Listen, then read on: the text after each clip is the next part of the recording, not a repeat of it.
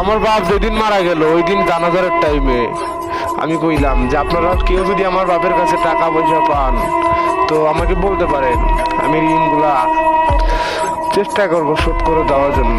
পরের দিন সকালবেলা আমি ঘরের দরজা খুলাই দেখি 4 জন ব্যক্তি আমার ঘরের সামনে দাঁড়ানো।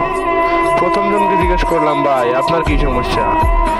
আমারে পরে কইলো, ভাই আপনার বাবা আরো অনেক বছর আগে থেকে, 4 বছর 5 বছর আগে থেকে আমাদের এখানে একটা ডিপি স্কুল ছিল, তো 50 টাকা 100 টাকা 200 টাকা করে প্রতি সপ্তাহে ডিপি জমা করতো।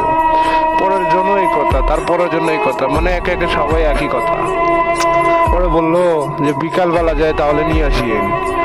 পরে আমি বিকালবেলা গেলাম, বাসায় নিয়ে আসলাম, হিসাব করলাম। হিসাব করার পর দেখি আমার বাপ আমার জন্য 34 লাখ টাকা থুয়ে গেছে। 34 লাখ টাকা থাকার পর এখন ওই মুহূর্তে আমার একটা কথা মনে হইলো, আমি আমার বাপকে একটা কথা জিজ্ঞেস করছিলাম যে তুমি আমার জন্য কি করছো? আমার জন্য কিচ্ছু করতে পারো নাই তো। আমার বাপ খালি ওই দিন মুসকি এসে বলছিল যে বুঝবি বুঝবি, সময় হলে বুঝবি।